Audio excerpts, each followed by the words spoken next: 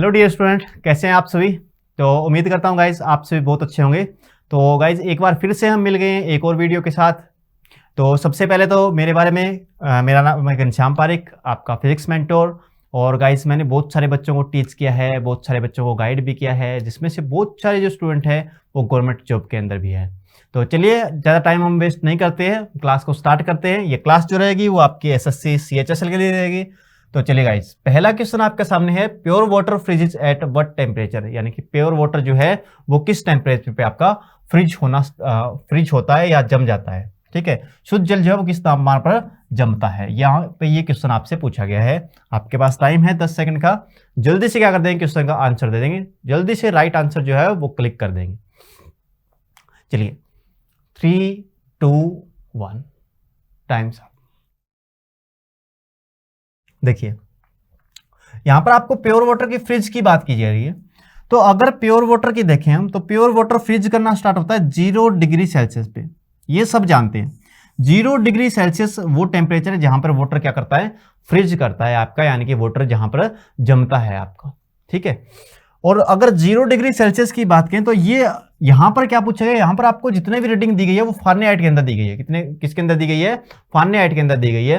अगर 0 degree Celsius की बात करें तो वो किसके बराबर होता है, 32 फारेनहाइट के बराबर होता है। किसके बराबर होता है, 32 फारेनहाइट के बराबर होता है। और यहीं पे अगर केल्विन स्केल की बात करें तो ये होता है 273 केल्विन के बराबर होता है। 273 केल्विन बोले या 32 फारेनहाइट बोले या फिर 0 डिग्री सेल्सियस बोले, ये तीनों टेम्परेचर जो है वो एक दूसरे क्या है, इक्वल है। तो यहां पर आपका करेक्ट जो ऑप्शन होगा वो क्या होगा, बी। करेक्ट जो ऑप्शन होगा वो क्या होगा, बी, यानी कि 32 फारेनहाइट वो टेम्परेचर है आपका जहां पे वाटर जो है वो जमना स्टार्ट होगा, यानी कि वाटर जो है वो फ्रीज करेगा। तो क्वेश्चन के अंदर फिलहाल इतना ही, हम बढ़ते नेक्स्ट क्वेश्चन की तरफ। देखिए नेक्स्ट क्वेश्चन क्या है, a person is standing in front of plane mirror. एक पर्सन जो है वो प्लेन मिरर के सामने खड़ा है और कितनी दूर खड़ा है, 6 मीटर दूर खड़ा है। Find the distance between the person and his image, यानी कि वो पर्सन और उसके इमेज के बीच की डिस्टेंस क्या रहेगी। टाइम आपका स्टार्ट हो रखा है, जल्दी से क्वेश्चन का क्या दे देंगे, आंसर कर देंगे। देखिए सबसे पहले तो आपको सबसे पहले तो आपको ये पता होना चाहिए कि अगर आपका प्लेन मिरर है तो इमेज कहां पर बनती है, कैसे बनती है। देखिए प्लेन मिरर जो है, अगर बात करें प्लेन मिरर, तो एक इस तरह का मिरर है प्लेन आपका, जिसका रिफ्लेक्टिंग सरफेस जो होता है वो क्या होता है, प्लेन होता है। इस तरह का मिरर है आपका प्लेन मिरर।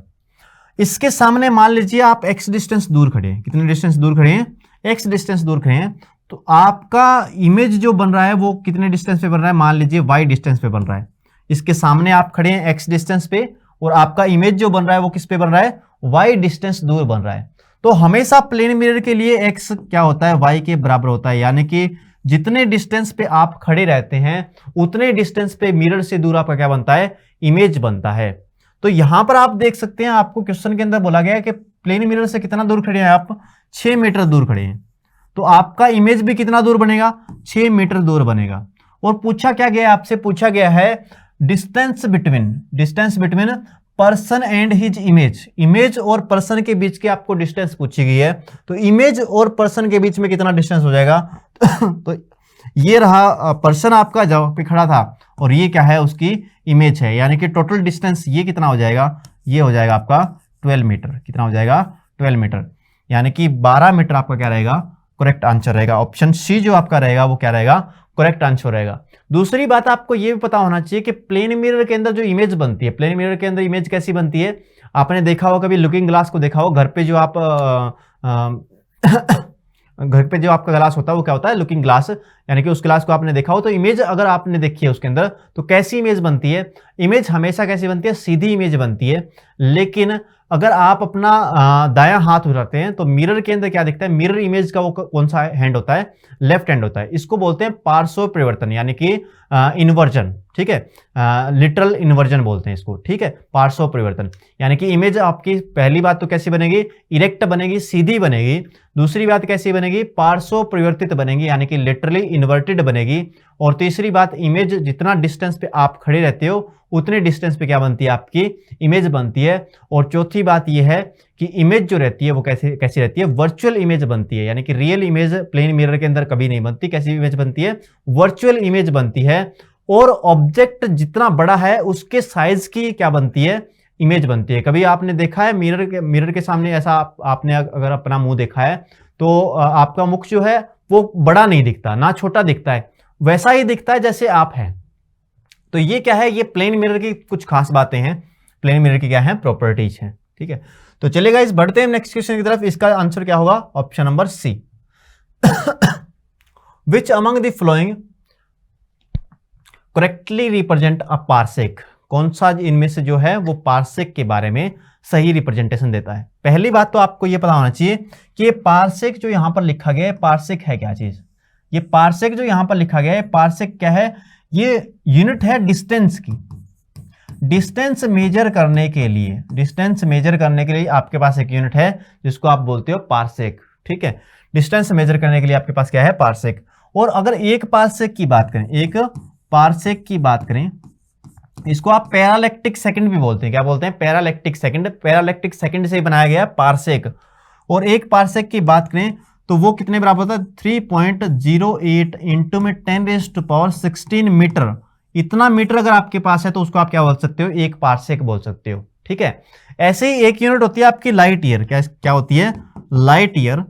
और अगर लाइट ईयर की बात करते हैं, किसकी बात करते हैं, लाइट ईयर की बात करते हैं, तो ये क्या होता है, ये होता है 9.46 इंटू 10⁻15 मीटर। 9.46 into 10⁻15 metre. ये जो है इतना डिस्टेंस अगर आपके पास है तो आप बोल सकते हो 1 लाइट ईयर आपके पास है। कितना है, 1 लाइट ईयर आपके पास है। और ऐसे ही एक यूनिट होती है एस्ट्रोनॉमिकल यूनिट। क्या होती है, astronomical unit, AU, astronomical unit. और ये बराबर होती है 1.49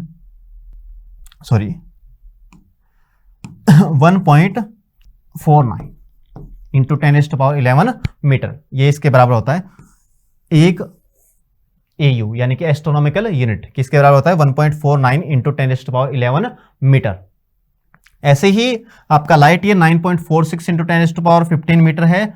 और ऐसे ही आपका एक पार्सेक जो है वो 3.08 इंटू 10⁻16 मीटर है।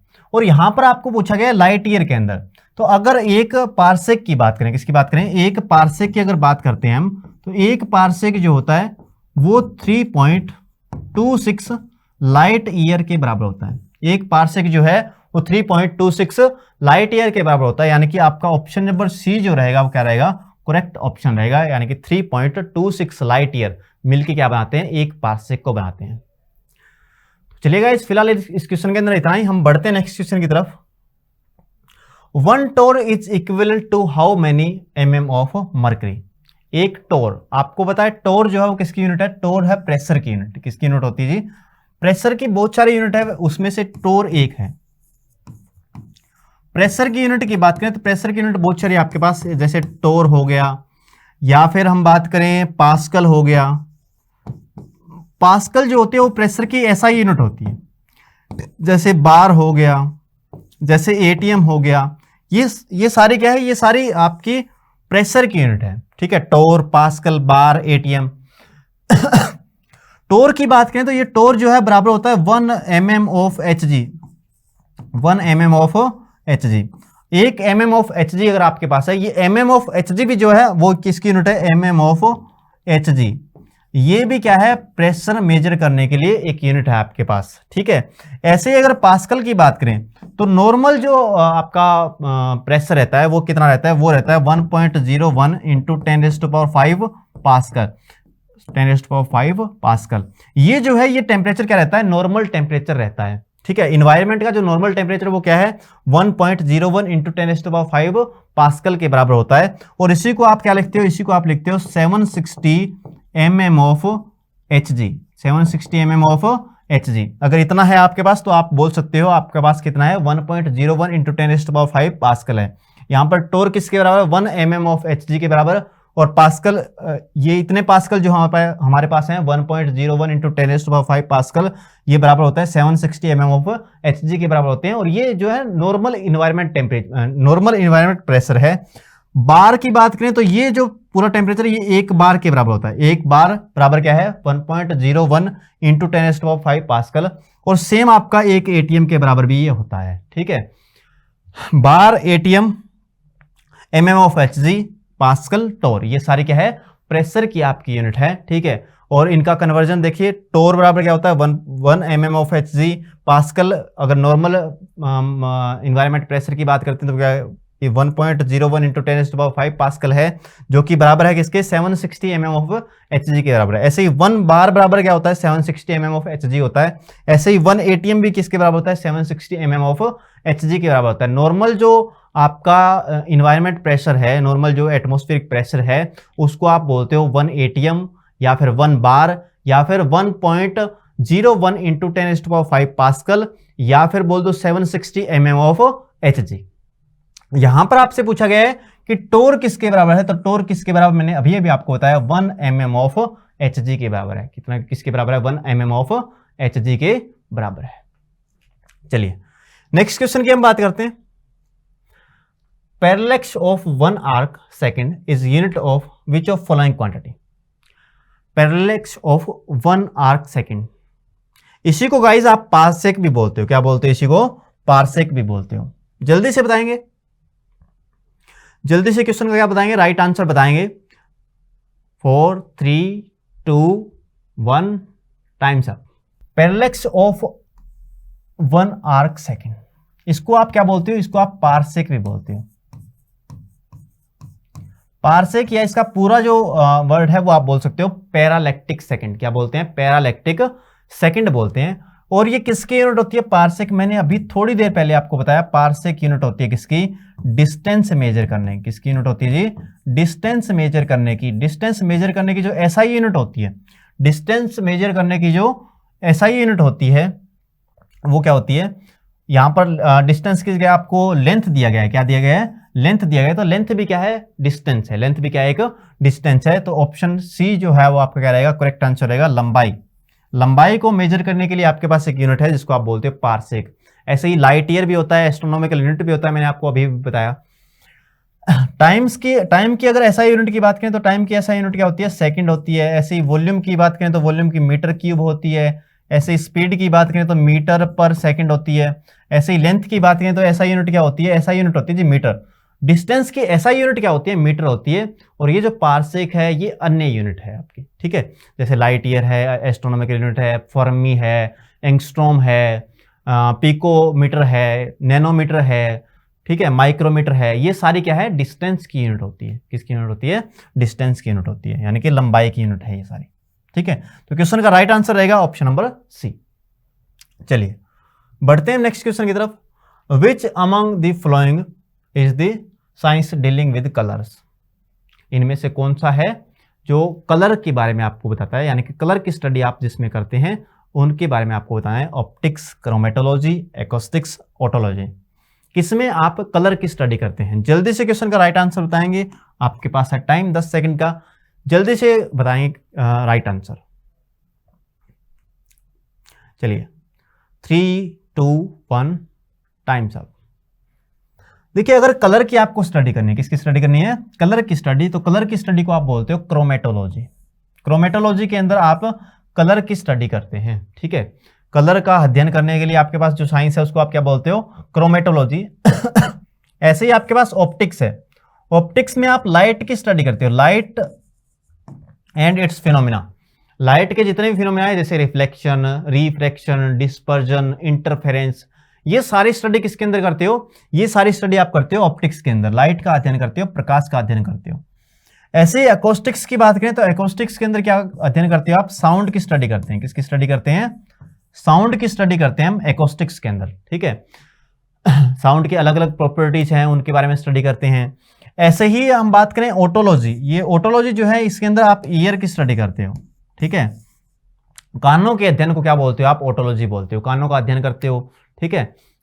हियरिंग कैपेसिटी का अध्ययन करते हो, ये सारी क्या चीज है, ये ऑटोलॉजी के अंदर आती है, ठीक है। ऑटोलॉजी के अंदर कानों का अध्ययन करते हो, एकॉस्टिक्स के अंदर साउंड का स्टडी करते हो, क्रोमेटोलॉजी के अंदर कलर की स्टडी करते हो, ऑप्टिक्स के अंदर आप प्रकाश की स्टडी करते हो, लाइट और उसके फिनोमिना की स्टडी आप करते हैं। चलिए बढ़ते हैं नेक्स्ट क्वेश्चन की तरफ। What happen when a ship enters a sea from a river. जब एक आपके पास शिप है और जो कि किसमें, नदी से समुद्र में जा रहा है। कहां से कहां जा रहा है, फ्रॉम रिवर, रिवर से कहां जा रहा है, सी में जा रहा है, यानी कि नदी से कहां पे जा रहा है, समुद्र में जा रहा है। तो जल्दी से आप बताएंगे क्वेश्चन का राइट आंसर। आपके पास टाइम है 10 सेकंड का। क्या होता है जब एक जहाज एक नदी से समुद्र में प्रवेश करता है? नदी से अगर समुद्र में जाएगा तो जहाज के साथ क्या होगा? नदी से कहां जाएगा, नदी से कहां जा रहा है, समुद्र के अंदर जा रहा है। अब नदी से समुद्र में जाएगा तो जहाज के साथ क्या होगा? देखिए, अगर आर्किमिडीज प्रिंसिपल की बात करें या फिर नॉर्मल फ्लोटेशन की बात करें तो तीन यहां पर आपके रूल दिए गए हैं, और तीनों रूल किसके हिसाब से हैं? क्योंकि इस क्वेश्चन के लिए हमें डेंसिटी की जरूरत है। किसकी जरूरत है? डेंसिटी की जरूरत है। तो हम बात करते हैं डेंसिटी के अकॉर्डिंग कैसे आप स्विंग कर सकते हैं। देखिए, अगर आपकी डेंसिटी जो तैर रही है, उस बॉडी की डेंसिटी अगर उस लिक्विड से ज्यादा है, उस लिक्विड से क्या है, ज्यादा, ये डेंसिटी मान लो फर्स्ट है, ये डेंसिटी मान लो सेकंड है। ये किसकी डेंसिटी है? ये उस लिक्विड की डेंसिटी है जिसके अंदर तैर रही है, और ये उस ऑब्जेक्ट की डेंसिटी है जिसमें जिस चीज का ऑब्जेक्ट आपका बना हुआ है, उस मटेरियल की डेंसिटी है। तो अगर डेंसिटी आपकी मटेरियल की ज्यादा है डेंसिटी, तो ये चीज आपकी डूब जाएगी, ये चीज आपकी क्या हो जाएगी, डूब जाएगी। अगर डेंसिटी बराबर है दोनों की, लिक्विड की भी और जो तैर रही है उस चीज की भी, अगर डेंसिटी बराबर है तो ये बिल्कुल सरफेस के ऊपर तैरती रहेगी। ठीक है, कभी आपने बर्फ को तैरते देखा हुआ पानी के ऊपर, ठीक है, तो डेंसिटी लगभग क्या होती है, बराबर होती है। तो बर्फ जो है ना पानी के ऊपर नहीं तैरती, पानी के सरफेस के ऊपर, बिल्कुल जस्ट सरफेस के ऊपर क्या है, तैरती रहती है। और ये तैरती है यहां पर, लेकिन कहां पर तैरती है, सतह पर। और अगर बात करें डेंसिटी जो है वो कम है डेंसिटी ऑफ वाटर से, यानी कि जो लिक्विड है जिसके अंदर कोई चीज तैर रही है उसकी डेंसिटी ज्यादा है, और जो ऑब्जेक्ट है हमारे पास उसकी डेंसिटी क्या है, कम है। तो ये चीज क्या है, ये चीज तैरती है। ठीक है, अब यहां पर क्या क्या बोला गया आपको कि एक जहाज जो है वो समुद्र के अंदर प्रवेश करता है, तो समुद्र के पानी की जो डेंसिटी है वो नदी के पानी से क्या है, ज्यादा है। समुद्र के अंदर क्या होते हैं, समुद्र के अंदर बहुत सारे आयंस होते हैं। ठीक है, समुद्र के पानी के अंदर बहुत सारे आयंस है, इसलिए समुद्र के पानी की जो डेंसिटी है, बहुत सारे साल्ट भी समुद्र के पानी के अंदर है, तो समुद्र के पानी की जो डेंसिटी है वो नदी के पानी से क्या है, ज्यादा है। अब नदी के पानी से ज्यादा है तो जहाज जो है ना उसको थोड़ा ऊपर उठा देगा, वो जहाज को क्या उठा देगा, थोड़ा ऊपर उठा देगा, यानी कि यह अपनी सतह से क्या, जिस सतह पे वो तैर रहा था पहले उससे थोड़ा सा ऊपर उठ जाएगा। जिस सतह पे जहाज तैर रहा था पहले उससे क्या हो जाएगा, थोड़ा ऊपर उठ जाएगा। ठीक है, तो क्वेश्चन का राइट आंसर क्या होगा, यह ऊपर उठता है। ए ऑप्शन जो रहेगा क्वेश्चन का क्या रहेगा, राइट आंसर रहेगा इट राइजेस, थोड़ा सा क्या हो जाएगा, ऊपर उठ जाएगा अगर नदी से समुद्र में जाएगा। ऐसे ही समुद्र से जब नदी में आएगा तो थोड़ा सा नीचे बैठ जाएगा, अपने जिस लेवल पे वो तैर रहा था पहले उससे क्या हो जाएगा, थोड़ा सा नीचे बैठ जाएगा, क्योंकि समुद्र के पानी की डेंसिटी क्या है, नदी के पानी से ज्यादा है। या फिर उल्टा बोले, नदी की पानी की जो डेंसिटी है वो समुद्र के पानी से क्या है, थोड़ी कम है, इसलिए। चलिए बढ़ते हैं नेक्स्ट क्वेश्चन की तरफ। On a smooth glass surface, the drop of water spread while the drop of mercury remains almost spherical. This proves that. जल्दी से क्वेश्चन का क्या बताएंगे, राइट आंसर बताएंगे कि अगर आपके पास एक चिकनी कांच की सतह है, उस पर अगर आप पानी की बूंद डालते हैं तो पानी की बूंद क्या कर जाती है, स्प्रेड कर जाती है उसके ऊपर। लेकिन अगर मरकरी की बूंद डालते हो, मरकरी डालते हो तो उसके ऊपर क्या रहती है, वो बनी रहती है, अपनी स्फेरिकल शेप को वो बनाए रखती है। ठीक है, इसका कारण क्या है? अब इसका कारण क्या है, पारे में संसंजक बल कांच के साथ आसंजक बल से ज्यादा है, या फिर cohesive force of mercury is more than adhesive force with glass, या फिर cohesive force of water is less than cohesive force of mercury, या फिर मर्करी इज मेटल, या फिर ऑप्शन ए और बी आपका राइट आंसर रहेगा। चलिए देखते हैं। देखिए, पहली बात तो आपको पता होना चाहिए कोहेसिव फोर्स क्या होता है, एडहेसिव फोर्स क्या होता है। कोहेसिव फोर्स का मतलब होता है दो अगर सेम आपके पास मॉलिक्यूल है, एक ही चीज के अगर मॉलिक्यूल है आपके पास, तो उनके बीच में जो फोर्सेस होता है उनको क्या बोलते हो आप, कोहेसिव फोर्सेस बोलते हो। और अगर डिफरेंट मॉलिक्यूल आपके पास हैं, उनके बीच में जो फोर्सेस हैं उनको आप क्या बोलते हो, एडहेसिव फोर्सेस बोलते हो। जैसे अगर यहां पर एक क्वेश्चन की बात है, तो अगर मरकरी और कांच की बात करें, मरकरी और कांच की बात करें, मरकरी और कांच के बीच में जो फोर्सेस है, मरकरी के मॉलिक्यूल और कांच के मॉलिक्यूल के बीच में जो क्या है फोर्सेस हैं, उनको क्या बोलते हैं आप, एडहेसिव फोर्स बोलते हैं।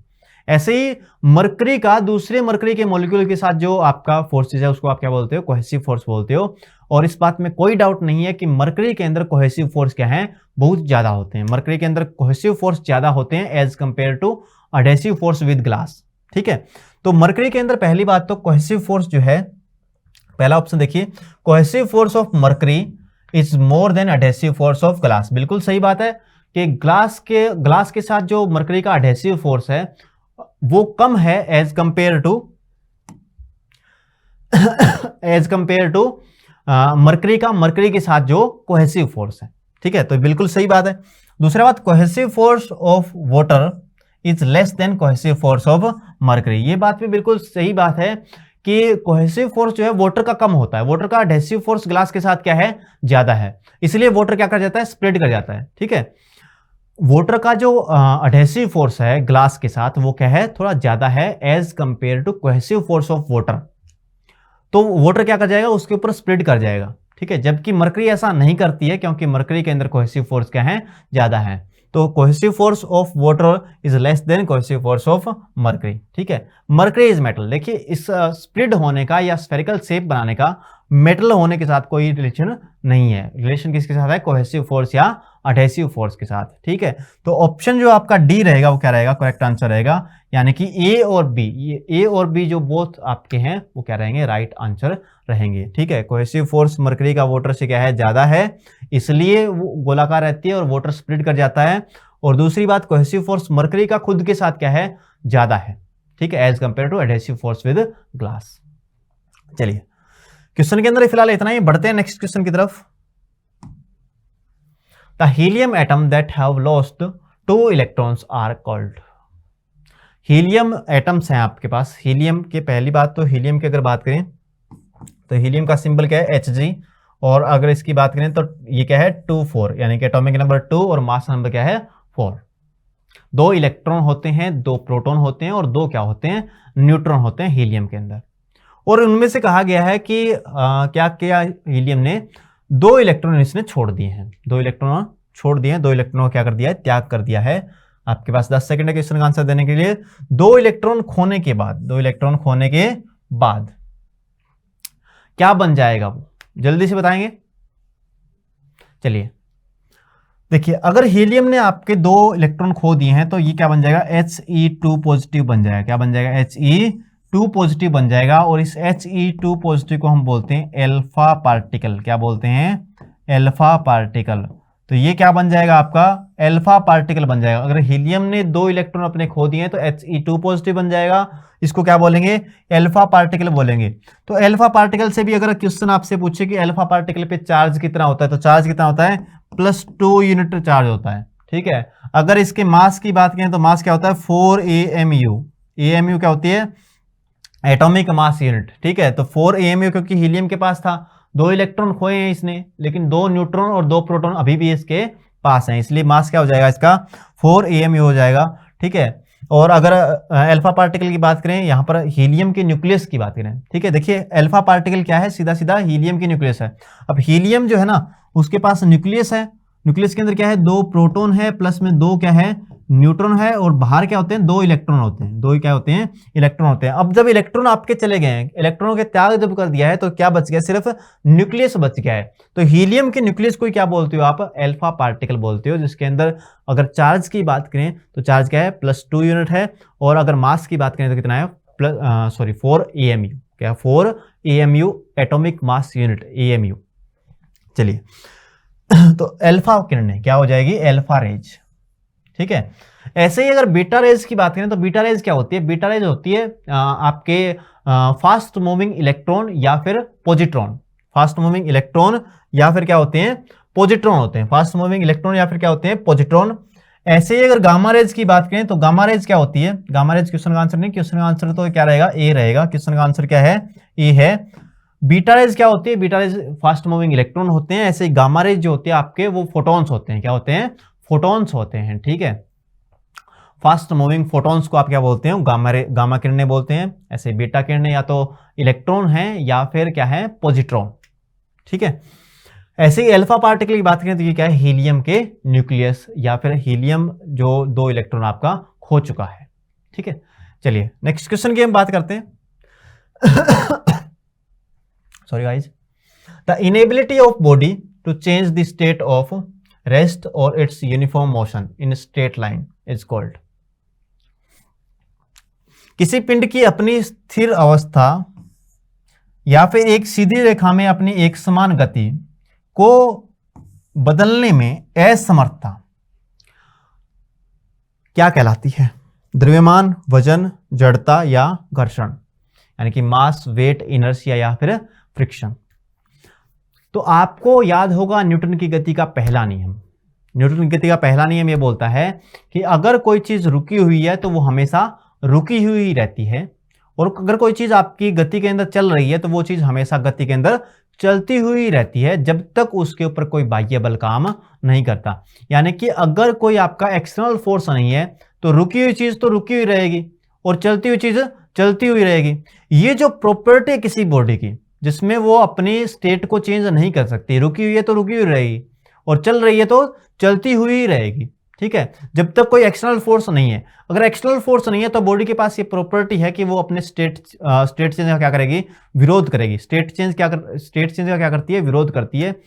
तो इस चीज को आप क्या बोलते हो? इसको आप बोलते हो इनर्शिया। क्या बोलते हो? इनर्शिया, ठीक है। आपने न्यूटन की गति का जो पहला नियम है उसको हम लॉ ऑफ इनर्शिया भी बोलते हैं। क्या बोलते हैं? लॉ ऑफ इनर्शिया भी बोलते हैं। इनर्शिया क्या है? इनर्शिया बॉडी की प्रॉपर्टी है जिसमें बॉडी जो है वो स्टेट चेंज करने का क्या करती है? विरोध करती है। अगर स्टेट हमें चेंज करनी है, किसी बॉडी को हमें रेस्ट से मोशन के अंदर लेके आना है तो उसके ऊपर हमें एक्सटर्नल फोर्स लगाना पड़ेगा। ऐसे ही किसी मोशन वाली चीज को हमें रोकना है, यानी कि मोशन बॉडी का अगर हमें उसको रेस्ट में लेके आना है तो फिर उसके ऊपर हमें एक्सटर्नल फोर्स लगाना पड़ेगा। बिना एक्सटर्नल फोर्स के ना कोई चीज रेस्ट से मोशन के अंदर आएगी और ना मोशन से रेस्ट के अंदर आएगी। ये वाली प्रॉपर्टी जो है इसको आप क्या बोलते हो? इनर्शिया बोलते हो या क्या बोलते हो? जड़ता बोलते हैं, ठीक है। जड़ता अगर सही मीनिंग बात करें तो जड़ित्व भी बोल सकते हो इसको। क्या बोल सकते हो? जड़ित्व, ठीक है। जड़ित्व का नियम भी बोलते हैं, लॉ ऑफ इनर्शिया बोलते हैं। यहां पर मास, वेट, फ्रिक्शन। देखिए मास की अगर बात करें तो टोटल जो कंटेंट आपके पास कितना है उसको आप क्या बोलते हो? मास बोलते हो। अगर यूनिट की बात करें तो क्या होती है? केजी।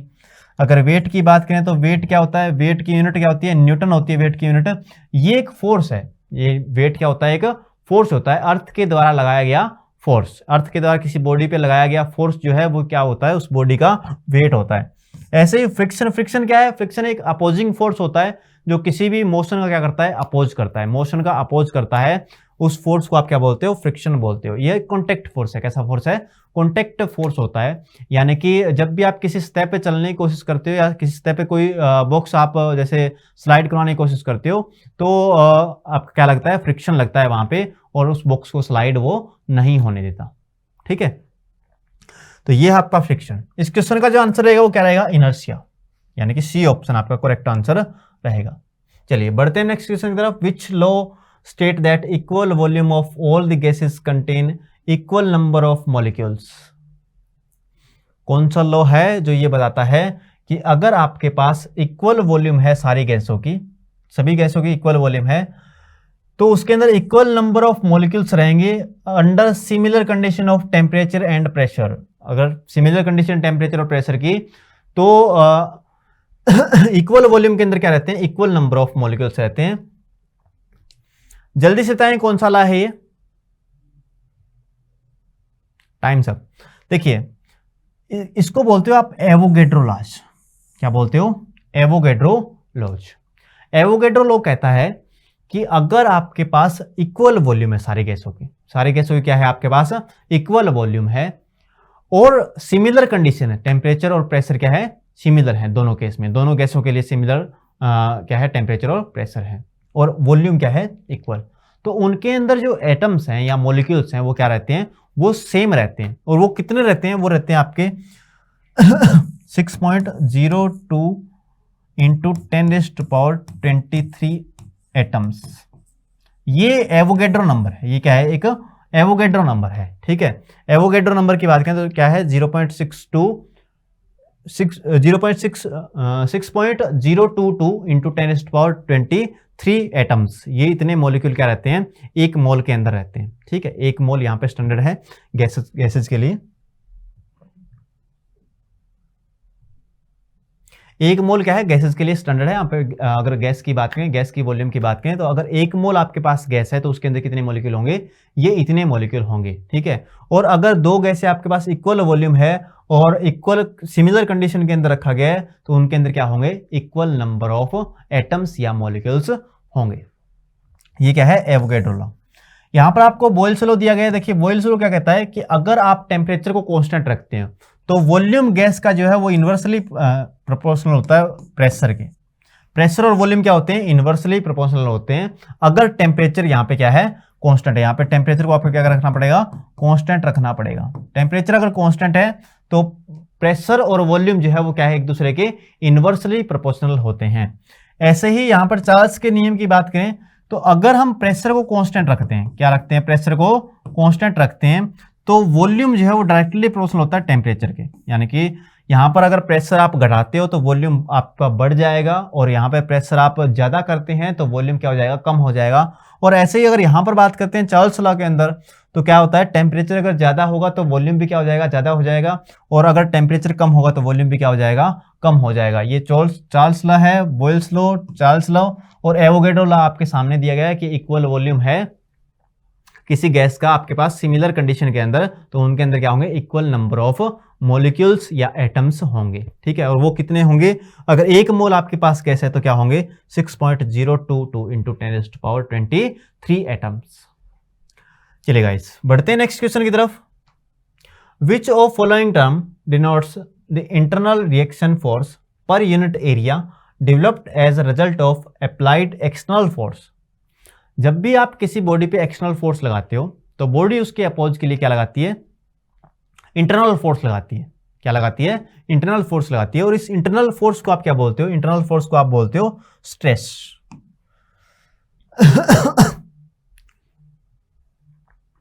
ये जो इंटरनल आपका फोर्स है इसको आप क्या बोलते हो, स्ट्रेस बोलते हो। क्या बोलते हो, स्ट्रेस। यानी कि क्वेश्चन का जो राइट आंसर वो क्या रहेगा, स्ट्रेस, यानी कि प्रतिबल। क्या रहते हो, बोलते हो प्रतिबल। अगर लागू बाहरी बल परिणाम स्वरूप विकसित प्रति इकाई क्षेत्र में आंतरिक प्रतिक्रिया, ये आंतरिक प्रतिक्रिया होती है। आंतरिक प्रतिक्रिया जो बल है उसको आप क्या बोलते हो, स्ट्रेस बोलते हो। क्या बोलते हो, स्ट्रेस बोलते हो, ठीक है। और अगर स्ट्रेस की बात करें तो इसकी यूनिट आपको याद रखनी है, क्या है, Newton per metre square, Newton per metre square, ठीक है। स्ट्रेस की जो यूनिट होती है वो क्या होती है, न्यूटन पर मीटर स्क्वायर। और सेम यही यूनिट किसकी होती है, प्रेशर की भी होती है। यही यूनिट किसकी होती है, प्रेशर की भी होती है। यहाँ पे फ्रिक्शन, इनर्शिया, ये मैंने आपको पहले बता दिया, इनर्शिया क्या है, फ्रिक्शन क्या है। और यहाँ पे टेंशन की बात है, टेंशन किसके अंदर आता है, टेंशन आता है या तो रोप के अंदर या वायर के अंदर। किसके अंदर आता है, वायर के अंदर। रस्सी के अंदर क्या आता है, टेंशन आता है। जैसे मान लीजिए एक रस्सी ऐसे बंधी हुई है, ठीक है, और उसको कुछ वेट आपने उसको बांध रखा है, ऐसे रस्सी बंधी हुई है। तो यहाँ पर इस वेट के कारण इस रस्सी में क्या आता है, खिंचाव आता है। इस रस्सी में क्या आता है, खिंचाव आता है। इस रस्सी के जो खिंचाव है उसी को आप क्या बोलते हो, टेंशन बोलते हो। और टेंशन क्या है, एक तरह का फोर्स है, तो इसकी यूनिट क्या बन जाएगी, यूनिट बन जाएगी न्यूटन। टेंशन की यूनिट क्या होती है, न्यूटन होती है, ठीक है। यानी कि तनाव की यूनिट यहाँ पे क्या है, न्यूटन। यहाँ पे प्रतिबल की यूनिट की बात करें तो ये newton per metre square, same as pressure. Pressure की जैसी यूनिट है वैसे ही आपकी स्ट्रेस की भी यूनिट है, प्रतिबल की भी यूनिट है। चलिए बढ़ते हैं नेक्स्ट क्वेश्चन की तरफ। What is the use of venturimeter, यानी कि वेंचुरीमीटर जो है उसका क्या यूज है। आज की क्लास का लास्ट क्वेश्चन रहने वाला है, जल्दी से क्वेश्चन का आंसर बताएंगे। वेंचुरीमीटर का क्या यूज है। पहली बात तो वेंचुरीमीटर जो है वो किस सिद्धांत पे काम करता है, आपने सुना होगा बर्नौलीज प्रमेय। बर्नौलीज थ्योरम जो है उसके बेस पे आपका बनाया गया है एक मीटर जिसको आप बोलते हो वेंचुरीमीटर। और ये वेंचुरीमीटर जो है वो किस लिए काम में आता है, वेंचुरीमीटर तरल पदार्थ के प्रवाह की दर को मापने के लिए, to measure the rate of flow of fluid. अगर आपके किसी भी पाइप के अंदर तरल आपका फ्लो कर रहा है या कोई भी फ्लूइड आपका फ्लो कर रहा है, उसके अगर आपके फ्लो रेट को मापना है, उसके आप रेट ऑफ फ्लो को मापना चाहते हैं तो आपको एक इंस्ट्रूमेंट की जरूरत पड़ती है। और उस इंस्ट्रूमेंट को क्या बोलते हो आप, वेंचुरीमीटर बोलते हो। और ये वेंचुरीमीटर जो होता है ये बर्नौलीज के थ्योरम पे आधारित है। ऐसे ही यहां पर अगर आपको स्पीड को मेजर करना है तो स्पीड को मेजर करने के लिए आपके पास क्या होता है, स्पीडोमीटर। स्पीड को मेजर करने के लिए क्या होता है आपके पास, स्पीडोमीटर। ये आपके आपने कभी अगर कार बाइक चलाया है तो आपने देखा होगा स्पीडोमीटर। स्पीडोमीटर जो है आपकी स्पीड को बताता है, ठीक है। ऐसे ही वेवलेंथ को अगर मेजर करना है आपको, to measure the wavelength of a wave, तो ये होता है वेव मीटर। क्या होता है, वेव मीटर वेवलेंथ को मेजर करने के लिए है। और अगर आपको पोटेंशियल डिफरेंस को मेजर करना है तो इसके लिए आपके पास क्या है, वोल्ट मीटर। वोल्ट मीटर से क्या मेजर करते हैं आप, पोटेंशियल डिफरेंस को मेजर करते हैं। वोल्ट मीटर से पोटेंशियल डिफरेंस को मेजर करते हैं, स्पीडोमीटर से स्पीड को मेजर करते हैं, वेव मीटर से वेवलेंथ ऑफ वेव को मेजर करते हैं, और ऐसे ही वेंचुरीमीटर से क्या मेजर करते हैं, rate of flow of fluid, rate of flow of fluid. ठीक है, ये क्वेश्चन आपको क्या रखना है, ध्यान रखना है बिल्कुल। चलिए, तो गाइस ये थे आज की क्लास के फिजिक्स के क्वेश्चन। आपसे मिलते हैं हम एक और शानदार सी क्लास के साथ। Till then take care.